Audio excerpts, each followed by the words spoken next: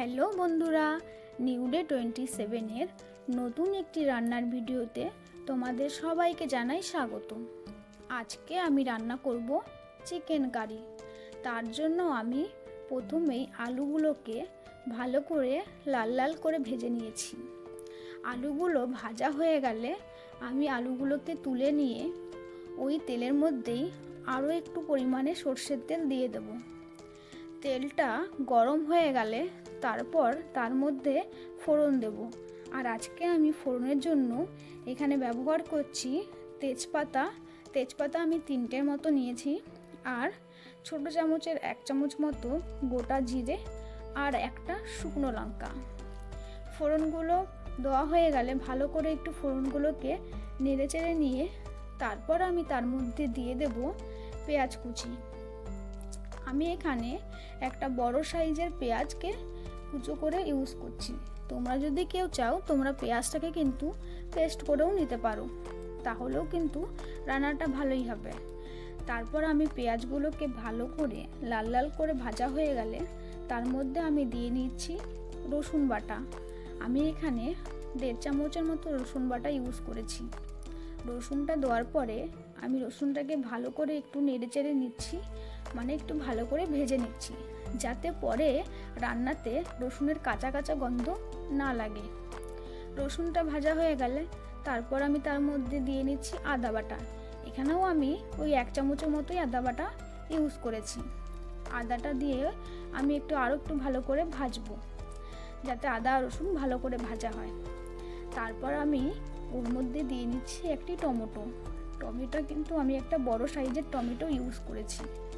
তারপর আমি ওর মধ্যে দিয়ে দিয়েছি কাঁচা লঙ্কা বাটা। আমি এখানে 10টার মতো কাঁচা লঙ্কা বাটা দিয়েছি। আমি কিন্তু শুকনো লঙ্কার ঝালটা কম দেবো বলে আমি কিন্তু কাঁচা লঙ্কার ঝালটাই বেশি করে দিয়েছি। আমি শুকনো লঙ্কাটা শুধুমাত্র একটু রঙের জন্যই দেব।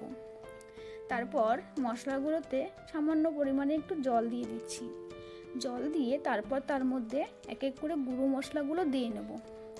গুঁড়ো মশলার মধ্যে আমি এখানে দিয়েছি 1 চামচের মতো হলুদ গুঁড়ো, 1 চামচের মতো ধনে গুঁড়ো আর 1 চামচের মতো জিরে গুঁড়ো, আর ওই যে বললাম রঙের জন্য সামান্য একটু পরিমাণে শুকনো লঙ্কা গুঁড়ো। কারণ ঝালের জন্য কিন্তু আমি অলরেডি কাঁচা লঙ্কা ইউজ করেছি, তাই আমি শুকনো লঙ্কাটা খুব অল্প পরিমাণে এখানে দিয়েছি। সব কিছু মশলা দেওয়া হয়ে গেলে আমি কিন্তু মশলাটাকে ভালো করে কষে নিয়েছি। দেখো, যতক্ষণ না মশলা থেকে তেল ছাড়বে ততক্ষণ অবধি কিন্তু মশলাটাকে কষে নিতে হবে। মশলা কষা হয়ে গেলে এর মধ্যে আমি চিকেনটা দিয়ে দিচ্ছি। চিকেন দিয়ে ভালো করে মশলার সাথে নেড়েচেড়ে নিচ্ছি। ভালো করে মশলার সাথে নেড়েচেড়ে নেওয়া হয়ে গেলে এর মধ্যে আমি কিন্তু এখন নুনটা দিয়ে দেবো। আমি কিন্তু আগে নুন দিইনি, তার জন্য আমাকে এখনই নুন দিতে হচ্ছে।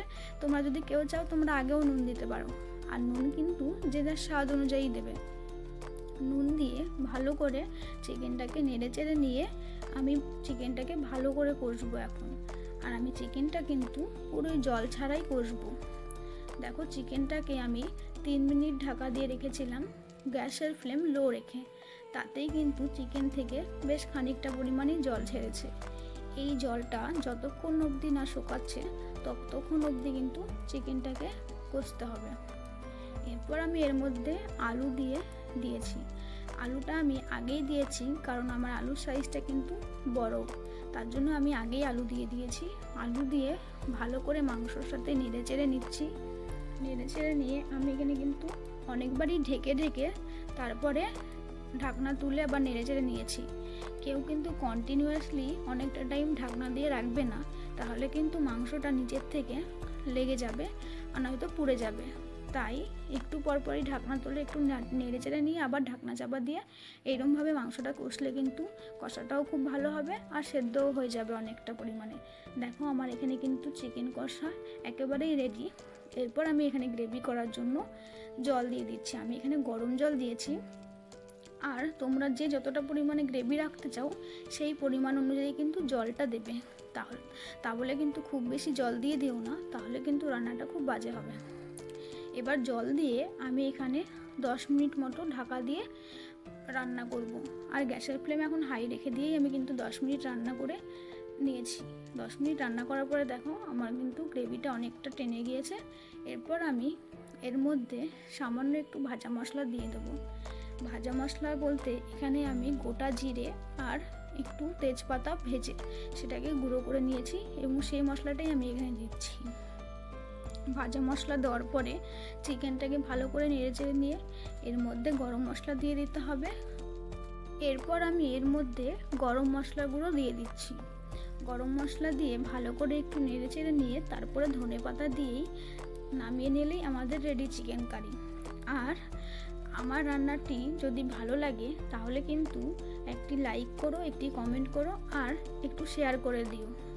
আর আমার চ্যানেলটি সাবস্ক্রাইব করে দিও। আর ফেসবুক থেকে যদি কেউ দেখে থাকো তাহলে অবশ্যই কিন্তু আমার ফেসবুক পেজটিকে ফলো করে দিও আর আমার পাশে থেকো। আজকের মতো এই পর্যন্তই। দেখা হচ্ছে পরবর্তী কোনো ভিডিওতে। সবাই ভালো থেকো।